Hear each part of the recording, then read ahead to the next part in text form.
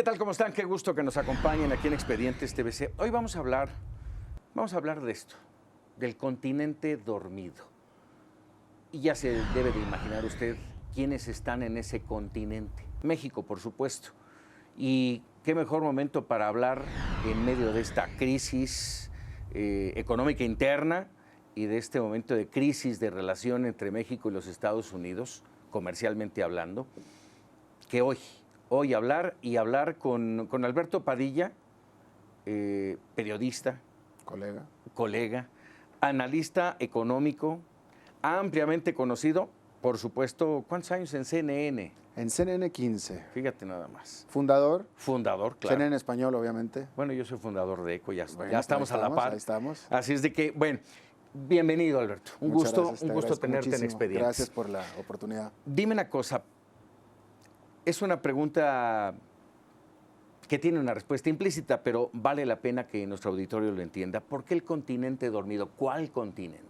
El continente latinoamericano, entre México y Argentina. ¿Por qué el continente dormido? Si tú te pones a reflexionar, cuando nos descubrió Cristóbal Colón en 1492, ¿de qué vivíamos los latinoamericanos? Vivíamos del maíz, vivíamos del frijol, de lo que nos daba la tierra.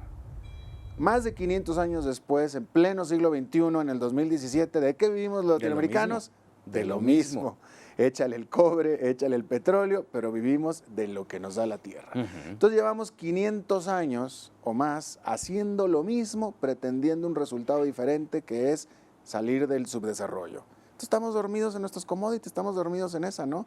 México es el único país de América Latina que ha dado un paso más, que es el salir hacia la manufactura.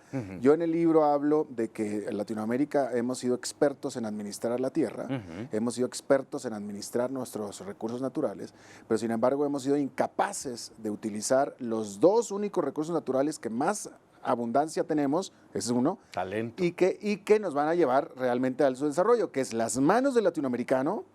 El latinoamericano no trabaja, el latinoamericano administra la tierra, pero no trabaja.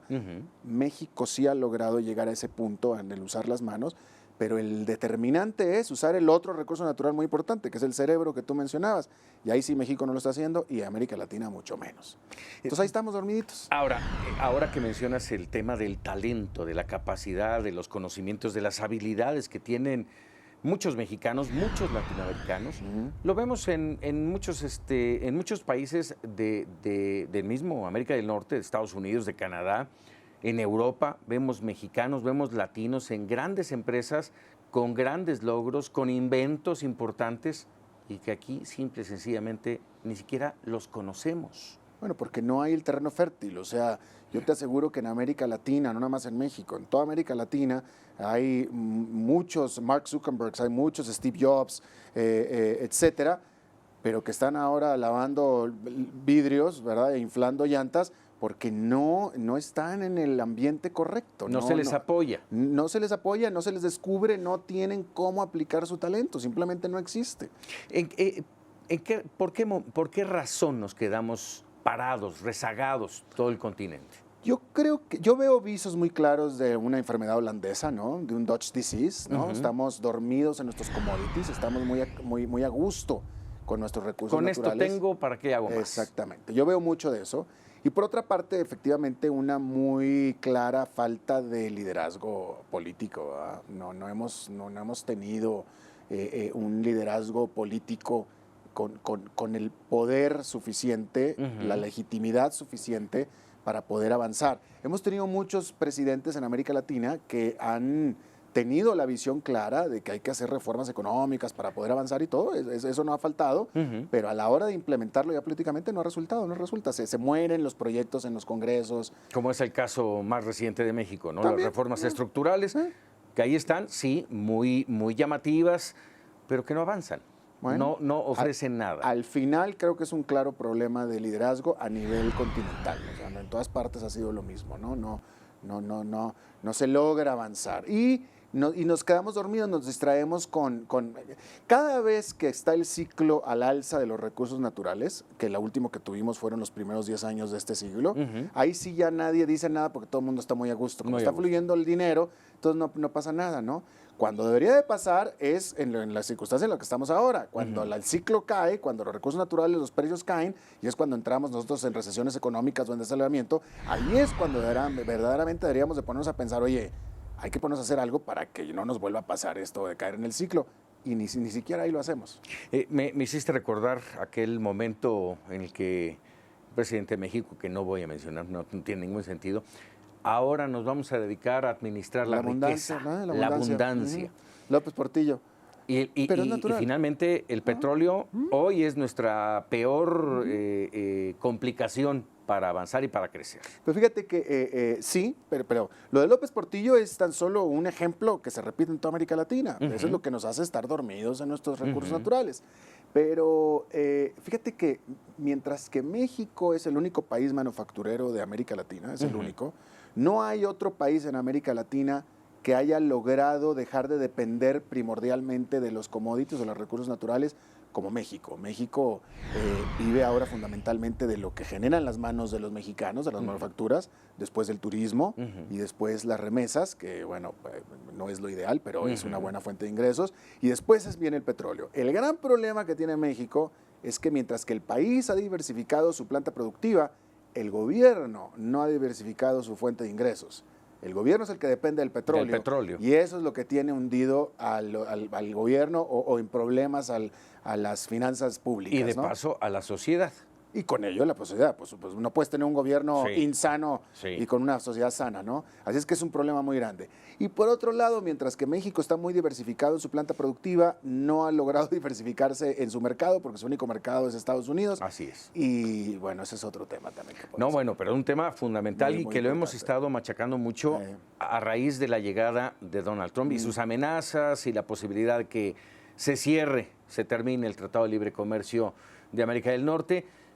Y te lo pregunto, Alberto, podría ser una oportunidad para México, una oportunidad que nos daría Donald Trump de cambiar, de ver hacia otros lados, de diversificar.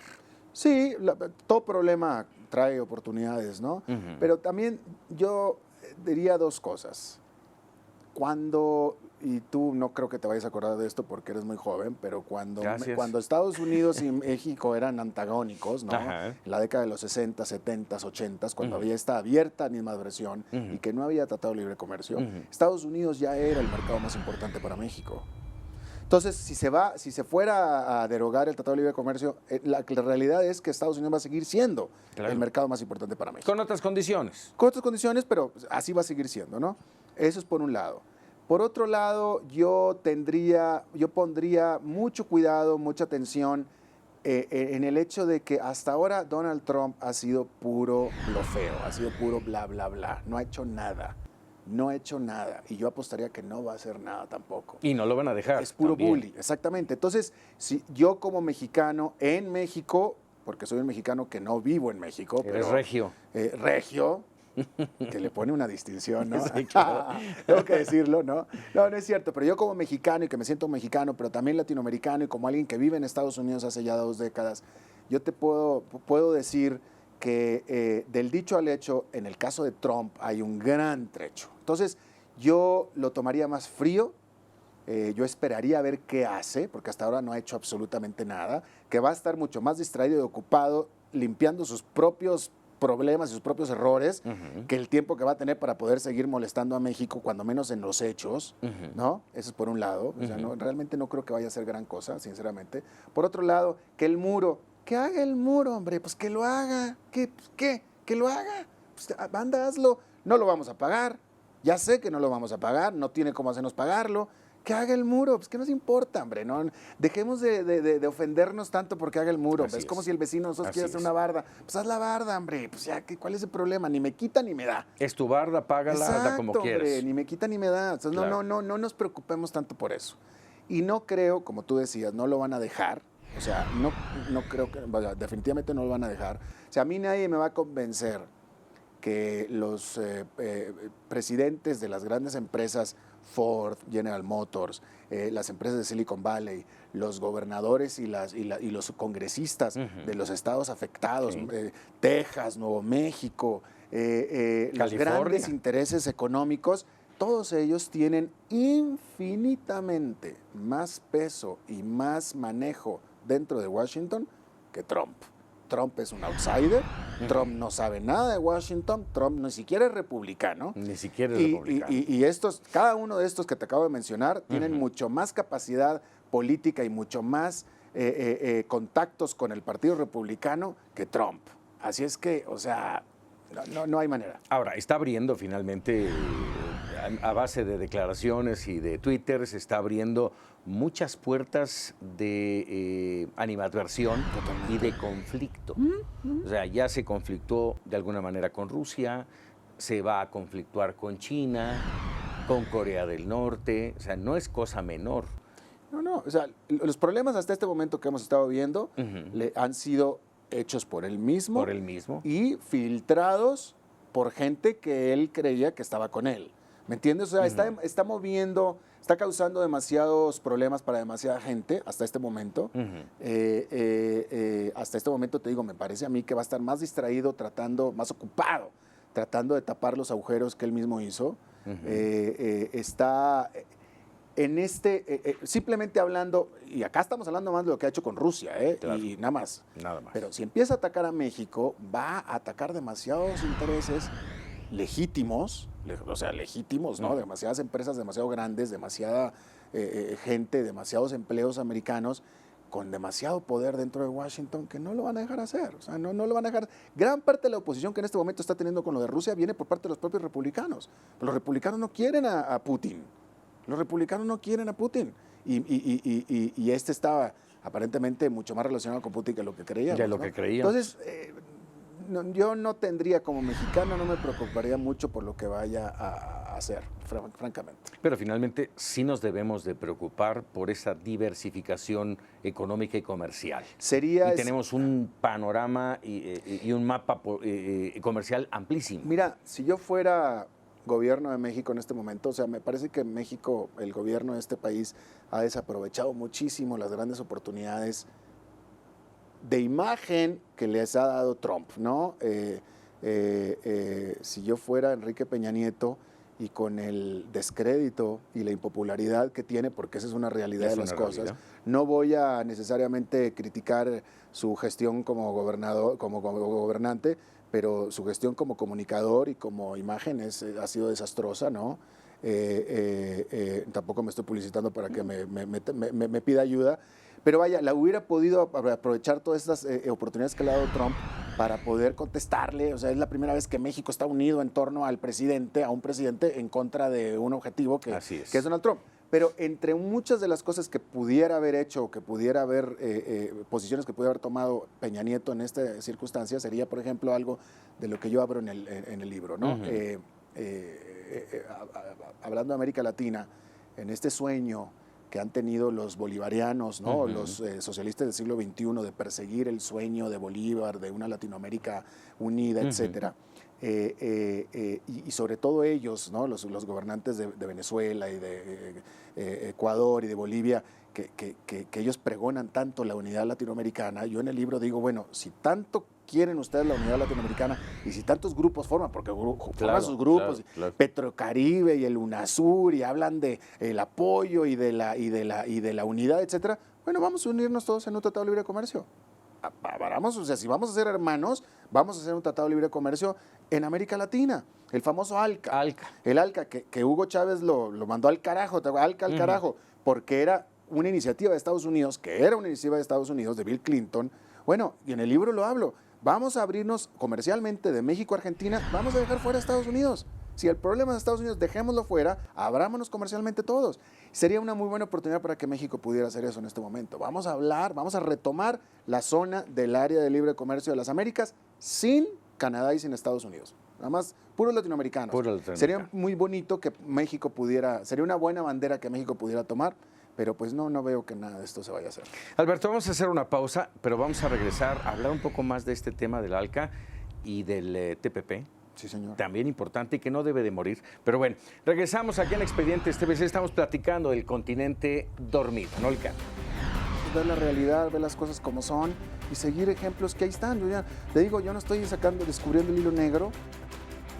Continuamos aquí en Expedientes TVC platicando con Alberto Padilla sobre el continente dormido. Alberto, y hablábamos de esto del Acuerdo de Libre Comercio para las Américas, que habría que despertarlo de nuevo. Y hacía yo referencia al Tratado Transpacífico, que pareciera que ahora está muerto luego de que Donald Trump dijo no va a Estados Unidos. Y yo creo que valdría la pena que no se pensara en que está muerto, sino revivirlo. Y es una importante área comercial, América y Asia. Totalmente de acuerdo, totalmente de acuerdo. Yo creo que en este punto es necesario aclarar esto, que esta es gran parte del problema que tenemos en América Latina y de la oposición que hemos tenido para poder avanzar económicamente en toda la región. Y es la gran persistencia en nuestra América Latina de una izquierda obstinada, de una izquierda extremista, de una izquierda demasiado ideologizada. Este libro habla de mercados abiertos, habla de libre comercio, pero no por una ideología. O sea, este es un libro escrito por un periodista que soy yo, que trato de ser lo más objetivo y que creo que soy muy objetivo, pero al final del camino, o sea, son hechos concretos y comprobables. Y un hecho concreto y comprobable, diga lo que diga el izquierdista que sea, es que no hay un país, no hay un ejemplo en la historia de la humanidad de un país económicamente desarrollado o en vías de franco desarrollo que no lo haya logrado por medio de mercados abiertos y de libre comercio. No lo hay, no existe. Podemos hablar del imperialismo, podemos hablar de la pobreza y de la desigualdad, lo que quieran, todo eso lo podemos discutir. La realidad es que no hay un país desarrollado que no se haya desarrollado con libre comercio y libres mercados. Eso así es. Entonces, el gran problema es que tenemos una izquierda en toda América Latina, no nada más en México, totalmente ideologizada y donde desafortunadamente en sus mentes, y ahí están los ejemplos, porque hay gobernantes en este momento que están en nuestra América Latina y que realmente, fervientemente creen, y esto es un hecho, que si la ideología y la realidad no coinciden, no concuerdan, la que está mal es la realidad. La realidad. Y esa es una lástima muy grande, ¿no? Hablabas hace un momento de liderazgo, de falta de liderazgo, y justamente en lo que estás mencionando, Venezuela, Bolivia, ese es el tipo de liderazgo que no quisiéramos. No, de ninguna manera. Y en este momento, déjame te digo una cosa, López Obrador, yo puedo hablar libremente, yo no vivo en México, pero digo, al margen de eso, si el próximo presidente va a ser López Obrador, si los mexicanos van a aceptar a López Obrador, mientras sea un López Obrador 2.0, ¿no? Un López Obrador moderado, un López Obrador realistamente moderado, un López Obrador que ha aprendido algo de la historia y de la política, bienvenido, bienvenido. Si es un López Obrador que llegó al poder como Lula da Silva, pues Lula da Silva era muy extremista por el lado izquierdo y hasta que no se moderó y entendió cómo son las cosas, ya fue cuando ganó la presidencia. Lo mismo con Ollanta Humala, bienvenido, bienvenido. Lo que no queremos es al viejo López Obrador porque lo que él propone, yo me acuerdo López Obrador en su primera campaña, él hablaba y lo dijo abiertamente, aquí vamos a un cambio de modelo económico total. No, en México el modelo económico no está mal, lo que está mal es la política. El modelo económico no está mal. Un cambio de modelo económico significaría entonces deshacer los millones de trabajos que ha traído el libre comercio a México. O sea, en México hay millones de trabajos en plantas manufactureras de automóviles, de aviones, etcétera, que sin el libre comercio no se pudieran explicar. Sí, somos maquiladores por excelencia. Y manufacturadores por excelencia. Y hacemos computadores y todo, que eso sin el libre comercio no se hubiera podido. Y no me vengan a mí a nadie de decir, por favor, que el campo, o sea, no metan el campo en este asunto, porque el campo ha estado fregado siempre. Siempre. Sí. Y por el contrario, la parte del campo que permanece desde la revolución es la que está mala, pero en cambio la parte que no ha tocado la revolución, que son las hortalizas y las partes congeladas, los agregados sobre las hortalizas, es una parte muy vibrante del campo mexicano, gracias al libre comercio. gracias al libre ¿Cuántos comercio. años nos tardamos, y como periodistas tú también lo sabes, hablando de el reparto de tierras? ¿Cuántos años? Y no terminaban de repartir la tierra. Bueno, ahí está. Y tenemos un campo, vaya, México importa maíz. Importa maíz. Sí, Y exporta coches, ¿no? Y exporta coches. Entonces me parece a mí que de pronto lo que quieren es que no, dejemos de exportar coches y vamos a exportar maíz. Pues no, mejor vamos a exportar maíz y exportar coches, ¿me entiendes? Claro, Vamos claro, a eficientizarnos claro. en todo ese tipo de cosas, ¿no? Esta situación, hablabas tú del enorme trabajo que ha dado el Tratado de Libre Comercio en México y en Estados Unidos también. Por supuesto. Para muchos Por supuesto. latinos. También. Es tremendo la cantidad de empleos que podrían, en teoría, estar en riesgo. Absolutamente, absolutamente. Mira, lo de Trump es un fenómeno que tiene mucho que ver con el racismo. Porque, vaya, lo que estoy tratando de decir aquí es que Trump llegó al poder en una economía que estaba creciendo y que venía creciendo a tasas muy saludables, con un desempleo muy bajo. Hoy en Estados Unidos hay menos desempleo que lo que había antes de que iniciara la recesión hace 8 años. Entonces, esta inconformidad que Trump logró descubrir no tiene nada que ver con la economía en general. Es otro elemento. ¿Cuál es la inconformidad? No sé. Vaya, me queda claro que Trump, con este lema de vamos a hacer América grande de nuevo, es un mensaje subliminal que él le da al blanco rural, ¿no? Porque nadie ha logrado descifrar a qué se refiere. Nadie le preguntó a Trump, ¿a qué te refieres con hacer América grande de nuevo? O sea, ¿cuándo era grande o mejor que ahora? ¿O cuándo dejó de ser grande? O cuándo era grande o mejor que ahora. ¿Cuándo era mejor que ahora? Y esa pregunta nadie se la hizo, fíjate. Y él no la... Entonces, evidentemente, la respuesta es que pues no es cierto, porque, es decir, cualquier momento anterior en Estados Unidos era necesariamente un momento en el que había mucha discriminación racial, por ejemplo. Mucha discriminación racial, ¿no? Y yo creo que el mensaje que él les está dando es, vamos a volver a ser predominantemente blancos. Me parece que esa es parte que entre el blanco rural hay esa cosa, Ahora, ¿no? finalmente sí generó una fractura, o al menos la hizo evidente. Sí. Muy grande. Él logró sacar esta fibra nerviosa que pensábamos todos que ya no existía. Que estaba dormida. Que estaba dormida, así es. Pero que también tiene que ver con algo de la economía, porque efectivamente Estados Unidos en su avance económico ha dejado de ser una economía competitiva en las manufacturas, pero ahora es muy competitiva en el conocimiento, ¿no? Pero efectivamente eso hace que grandes partes de Estados Unidos, de la parte rural, que no tiene acceso a la educación que tiene muchas otras partes de Estados Unidos, se hayan quedado pues inmersas todavía en la economía manufacturera cuando ya no hay manufacturas. ¿Me explico?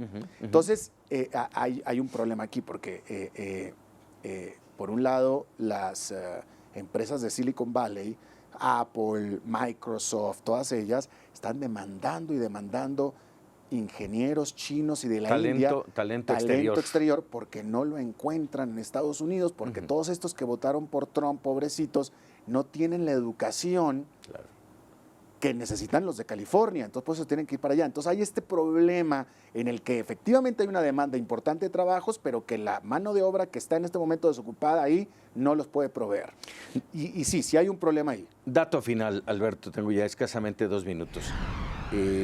Eres un conocedor de América Latina, entrevistaste a un sinfín de presidentes y expresidentes. El prólogo del Continente Dormido lo hace Óscar Arias Sánchez, lo hace Álvaro Vargas Llosa. ¿Qué tenemos que hacer para sacudir y despertar? Bueno, pues lo único que diría yo es a sincerarnos, ver la realidad, ver las cosas como son y seguir ejemplos que ahí están. Yo ya te digo, yo no estoy descubriendo el hilo negro. Hagamos lo que hizo Corea del Sur, hagamos lo que hizo Singapur, lo que hizo China, lo que hizo China. China hace 25, 30 años era tan pobre como América Latina. Igual. Si no es que más. Vivía, si no es que más, y vivía de los commodities idéntico que nosotros. Hoy China produce aviones de tecnología propia. México produce aviones, pero es tecnología canadiense, se lo estamos produciendo los canadienses. China produce sus propios aviones en solamente 20 años. Le apostó la educación, ¿no? Por cierto que entre los que entrevisté está también tu amigo Donald Trump. ¿Qué dijo? Es un tipo muy agradable, ¿sabes? Tremendamente agradable. Y me presentó a Ivanka, me presentó a Donny. O sea, es el único entrevistado que yo he tenido que me pasó ahí a su casa y me presentó a todo el mundo. A Melania no la conocí. Tipo de lo más agradable. Bueno, dice que quiere a los mexicanos, ¿no? Él dice que los adora. Y también a las mujeres. Y a ver de dónde los agarra a todos. Bueno, pues y hay opciones, tenemos futuro. Ahí está, o sea, el camino ahí está. Lo que pasa es que no lo hemos visto, estamos dormidos, necesitamos despertar. Es todo lo que tenemos que hacer, despertar. Perfecto. Alberto Padilla, un gusto tenerte en Expedientes TVC. Publicado por Debate de Random House y está de venta ya en todas las librerías. Pues aquí lo tienen. Hay que darse una empapada de por qué estamos dormidos y tenemos que despertar y tenemos que hacer grande a México y a este continente. Hay que hacer a México y a Latinoamérica grandes de nuevo. Grandes de nuevo. Así es. Alberto, muchas gracias. Un placer. Muchísimas gracias. Y por supuesto, gracias a usted por una sintonía más en Expedientes TVC. Muchas gracias.